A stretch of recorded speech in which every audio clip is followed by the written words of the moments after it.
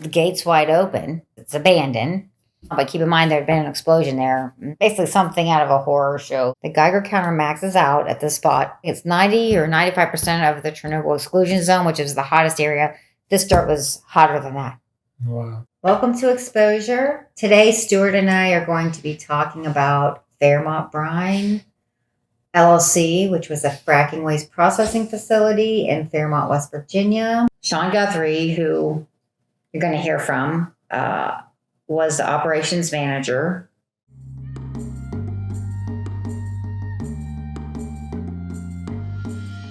We were told that we'd be taking in frack water and running it through our process, removing some solids, and then we'd come out the end with kind of 3 byproducts. Liquid calcium chloride, a solid of sodium chloride, and then a distillate, which would be pure enough, clean enough to release back into the river system to try to cut down on waste going to injection wells, things like that. And so you made a product too. Like what did you do? I mean, it was like road salt? Primarily, that's what a lot of people were buying it for. We couldn't keep enough of it in the winter. Different people would come in that are plowing parking lots, neighborhood roads. They would come in and as they plowed, spread it behind them as an ice melt. Finances were always bad, so we always had to figure out ways to make things work as we went. Something would break. If we didn't have something to replace it right away, we had to kind of come up with a way to limp on through. Because we had to compete with injection wells at the time. The disposal wells would be cheap, and if we, they'd be like, oh, screw that, we can take it to Ohio. And I've always felt that it was the saving grace. He thought he was doing a great thing. I remember you telling me that, right? Yes. I thought we were doing something really good for the environment.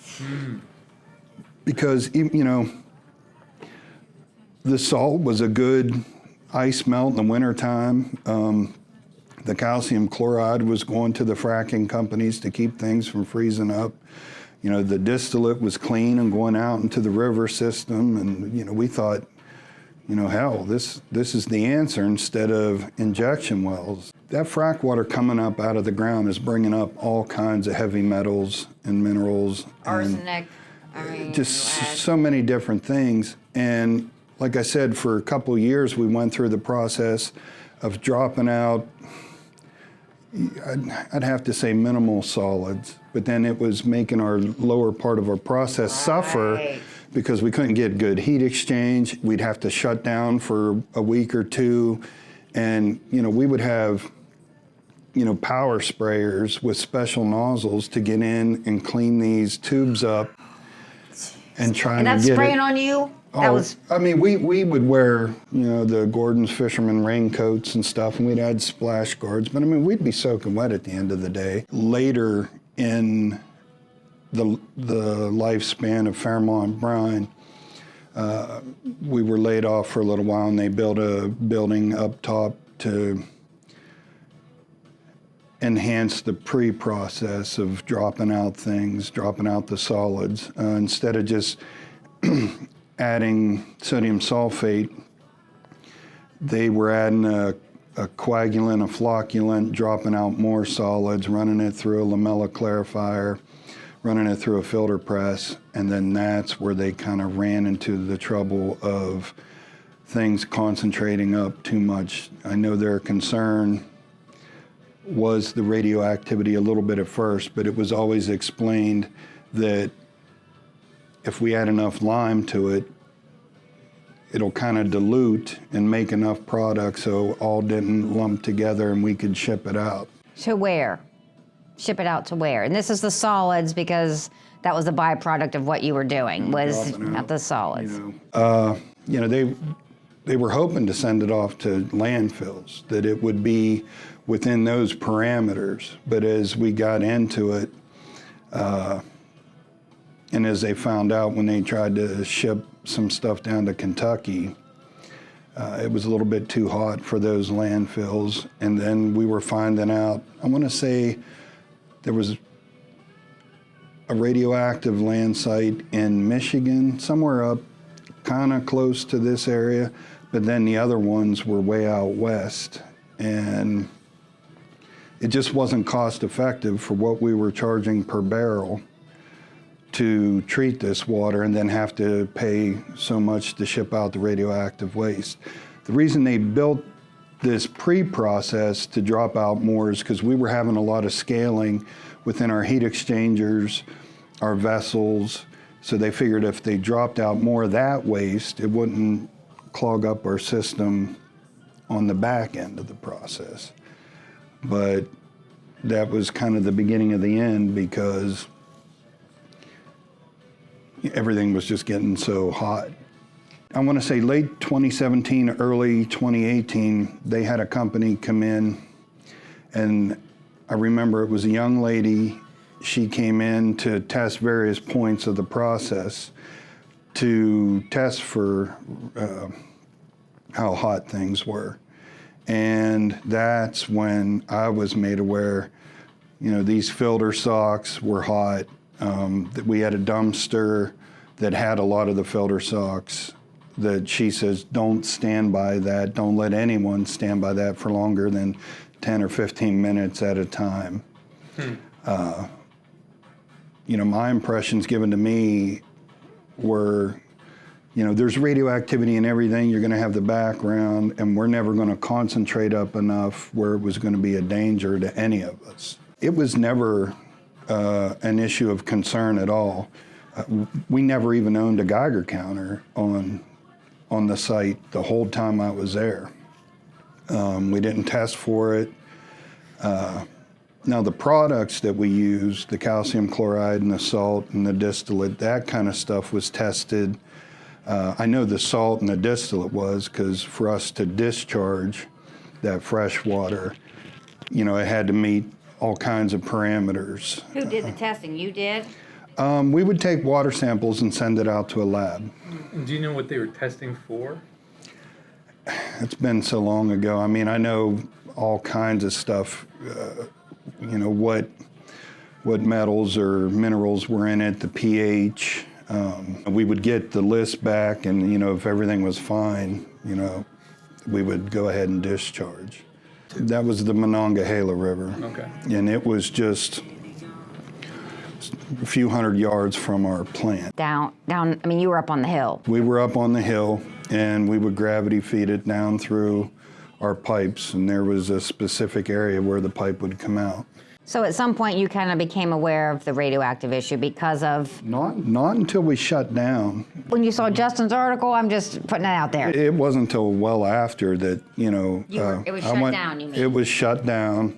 So it really was, Justin, the article came out, and then the worker who got sick, and he contacted me on Facebook after the article came out, and then he connected me to you somehow. He gave you guys my name, Yep. and then he did message me. He always calls me old buddy. He's like, "Hey, old buddy, there's this article," and I read it, and I was like, "Holy shit!" And he said, "I gave these people your name. They may be contacting you," and I was totally open to it. And then we took you down there, and you could see for yourself how hot things were, right? I saw the Geiger counter go crazy at various points. I was, to use an old school word, I mean, I was flabbergasted. I was just like, oh shit. So I want to go back to the containment ponds, and the story I've heard several times, which is DEP, the regulators, were they there? There's a couple things. First, did they call you before they came out to inspect? I don't remember too many surprise inspections. I know we were always prepared, but there was really nothing we could have done ahead of time to clean anything up. I mean, down at our evaporation process, there was a tower, and it had containment into a big underground tank for it. And we had a pump in there that would pump it back up the hill to the raw brine impoundment. And those were kind of harsh conditions for the pump because the water coming out would be significantly warm would be very salty, so this pump would break every so often. And there was a time where, they would tell us to keep running. That was overflowing. And the DEP had come in one day. He just looked at it and said, well, the rainwater seems to be laying here.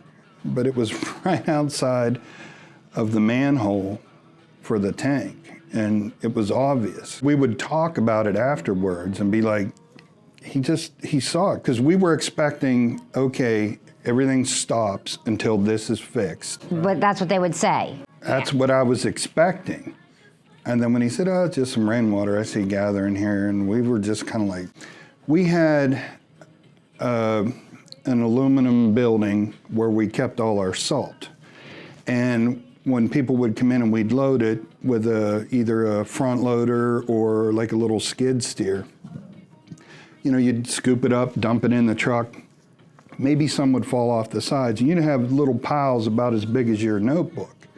And they'd be like, okay, well, hey, you guys got to clean this up. I know this is the area, but if it spills, just scoop it up and keep this area clean. And I said, I'm not trying to be difficult or a smart ass or anything, but you want us to keep this little pile here, but yet in the wintertime, we're spreading this all up and down our driveway.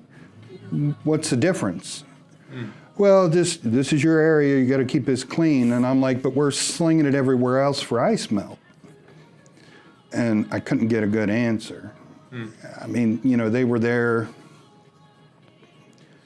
I mean, it wasn't real often either, but some of the stuff that they would come in and say, it just made no sense to me.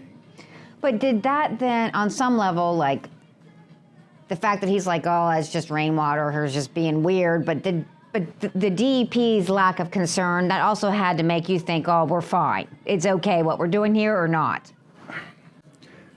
I knew it wasn't ideal. This wasn't thousands of barrels that were leaking out. I just figured it was insignificant enough that it wasn't going to be a major issue. But you could see, especially after we shut down, the effect that this type of water has on just the vegetation. Because up on top of the hill, you had the raw brine impoundment. And you're supposed to have 2 feet of freeboard at the top. Which is that white, meaning that there's no water on it. There's no water to the top of the liner. From the top of the liner down 2 feet, you're not supposed to go over that. I mean, we were always over that. I mean, it was always, if there was an equipment failure, we're not, they hated to stop trucks because that's what we could bill and make our money for. And they would do everything they can to keep that coming in until we got running again to bring the water level down. There were days that if it were windy and it created a ripple, that it would splash out and into the ground, into the ground itself. But anyway, as they shut down and just walked away from it, it wasn't decommissioned. It wasn't any preparation. I know they built a big Poseidon tank to put in the parking lot to try to keep up with some of the water, but that impoundment would overflow, and you could see as it went down into the freshwater impoundment, the dead vegetation down over the hill.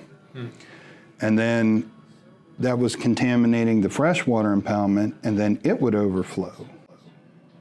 And the freshwater was when you say freshwater, it was actually like fresh water that you were using for your process, or no? It was the fresh water we made. That was clean, supposedly clean. It was the distilled part that it would come up as steam, come into these pipes, and then it would cool down and become water. Now that basin, the unloading basin, it was, I want to say about 20 feet deep.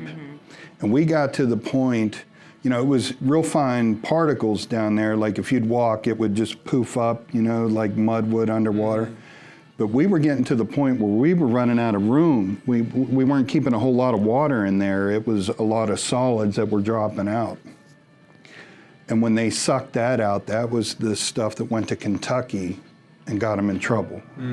Do you know more details about that? Materials from Fairmont Brine were taken to this landfill in Kentucky and were highly radioactive. We were laid off during that time period. They figured, okay, if we're going to be laid off, we'll do some stuff to try to clean up in preparation for us to get back.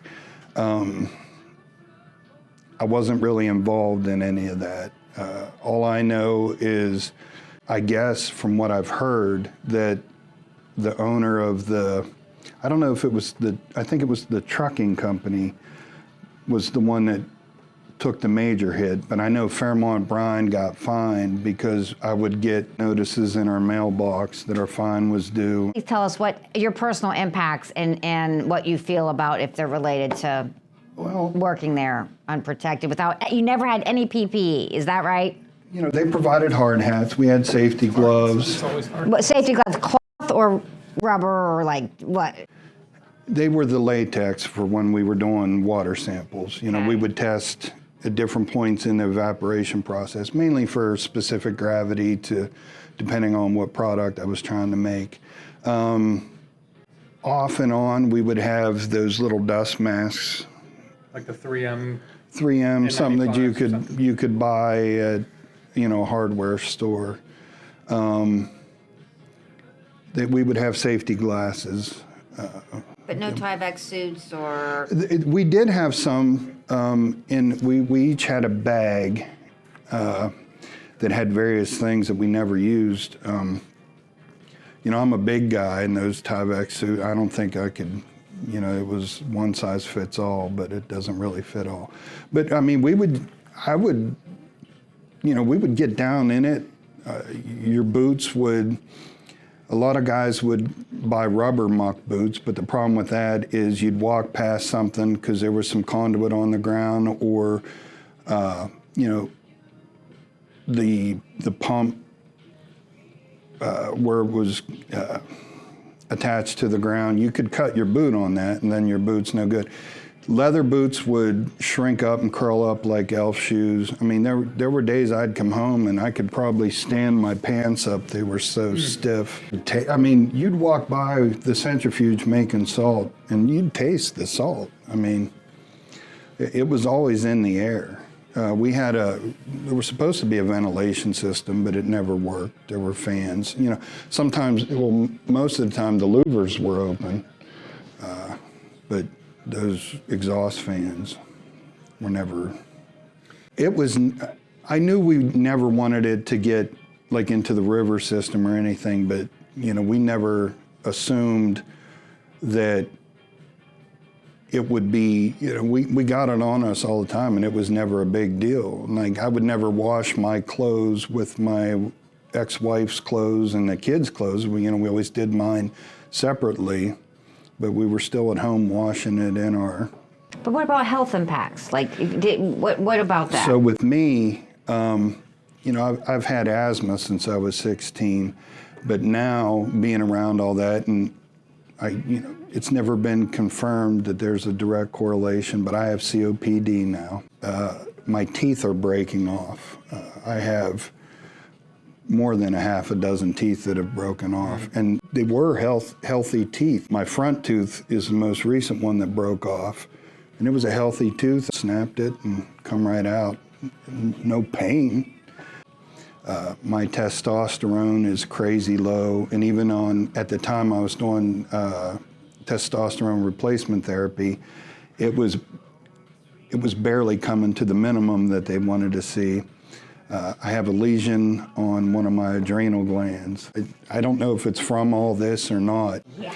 And as much as, I mean, there were days, as we were learning the process, we'd have a salt clog up a line and we're trying to unclog it and it breaks free and that rush of water comes out. And I've been under valves that it got bumped open with a ladder and I got covered and had like salt in my hair, like thick slurry salt. So the brine in the salt, like you had the actual fluid, fracking fluid on you too. I've been soaked everywhere. And then it's like, okay, well, you know, now I've just been keeping a little mental diary of how things have progressed for me. My breathing going from asthma to COPD, my adrenal gland, my teeth are breaking off, and my testosterone's extremely low.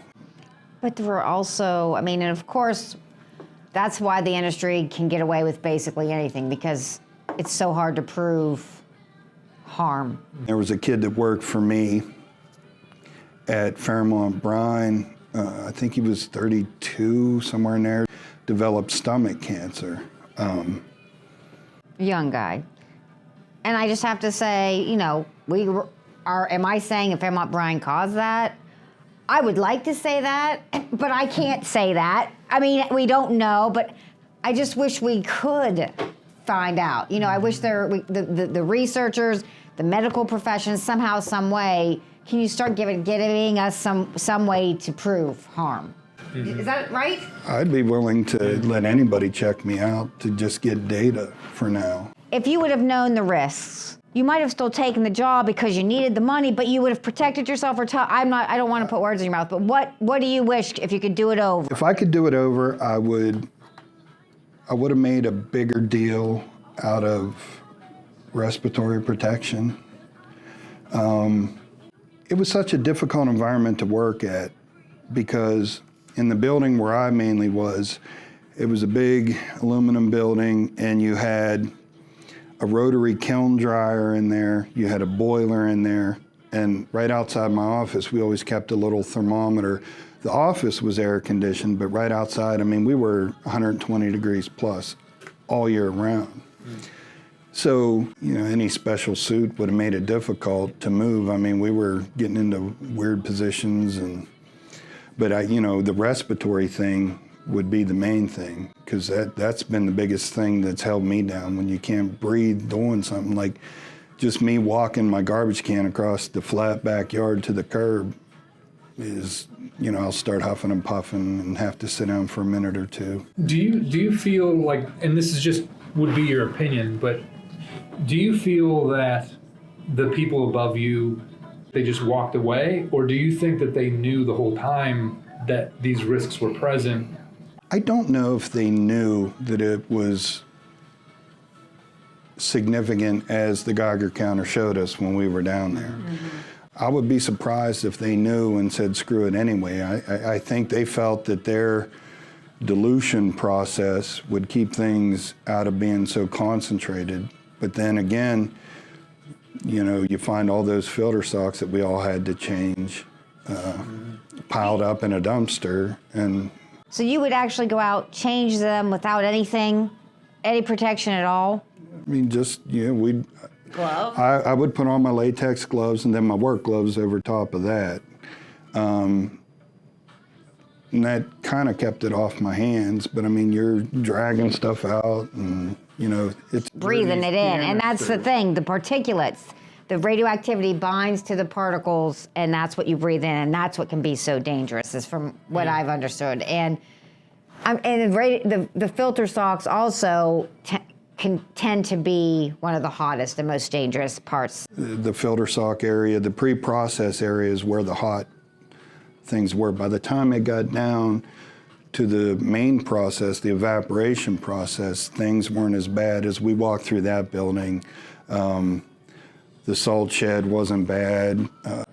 But there were still readings. They were you're going to have some readings, but it wasn't jumping like up top. So, which was the goal ultimately, right? They were trying to get it out.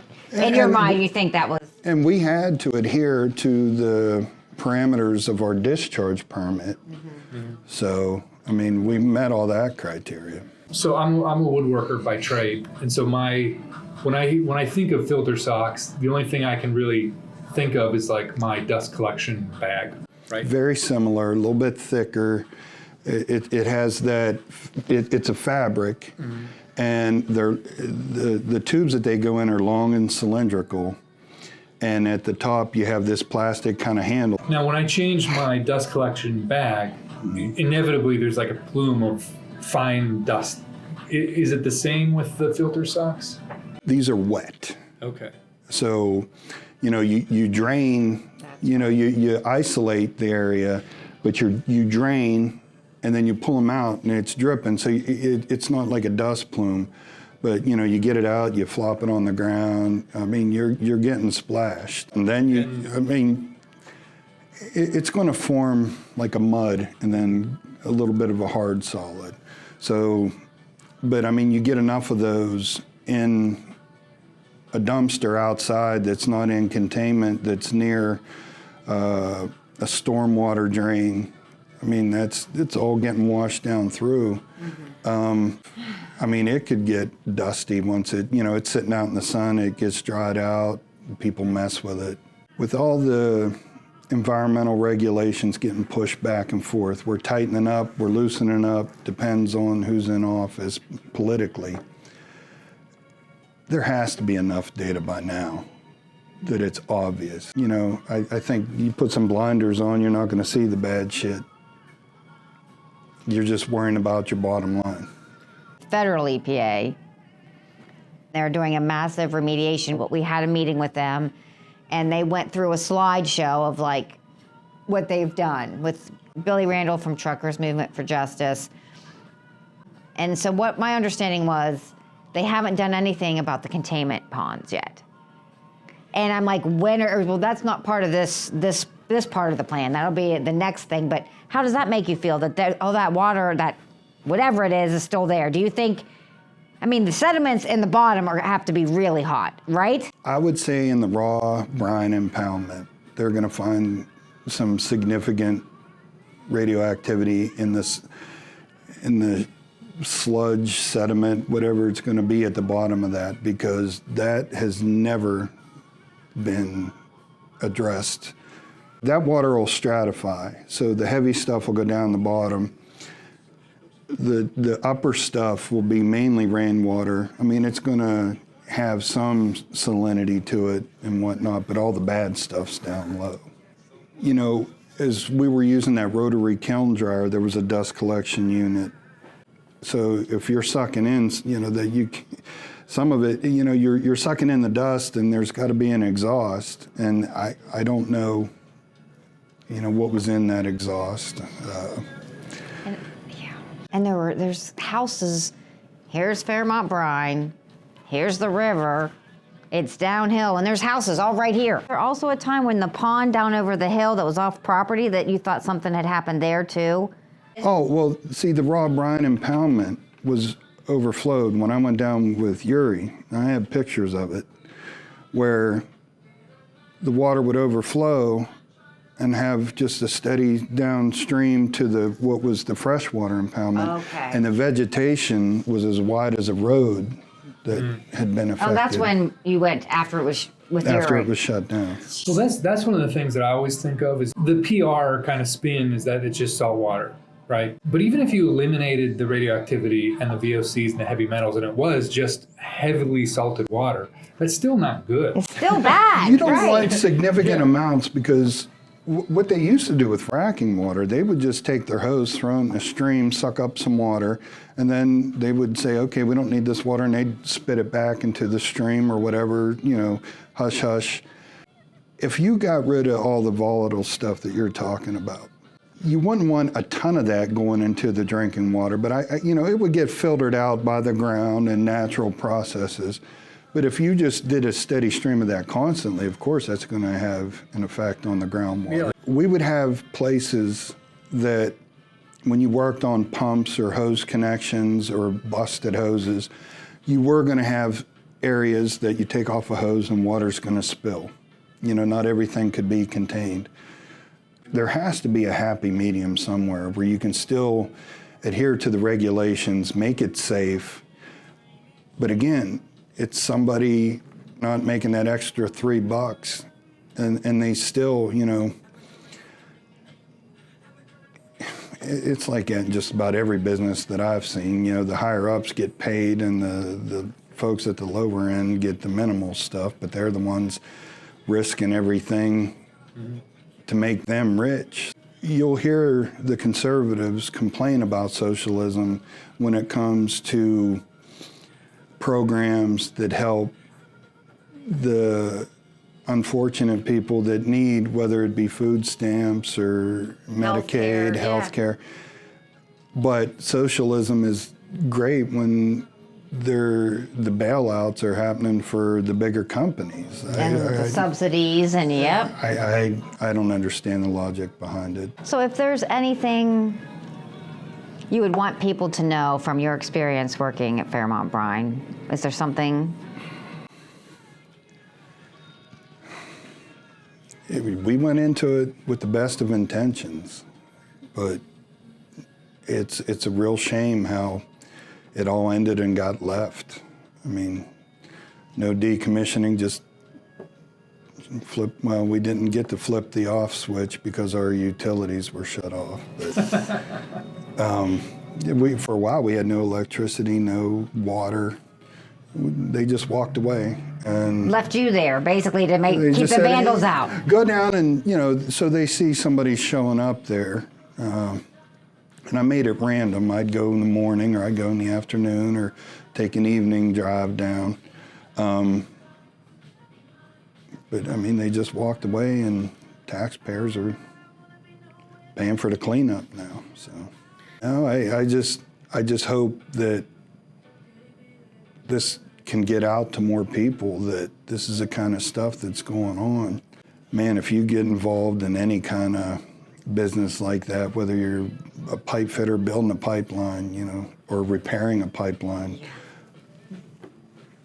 try to ask as many questions and use PPE, demand PPE, try to be safe. Absolutely. That's Thank you my so much. biggest thing. I'm so Thanks for glad we having me. met. Yeah, Yes. I consider you a good friend now. So Absolutely. I love being involved with things. I hope that my story can make things better in the industry. I hope any data that can be gotten from me will help future, these younger guys, if they do come down with stuff like I have. I hope it helps people. So thank you, Sean. that's the I biggest appreciate part. you. Absolutely. Thank you. Thank you for having me.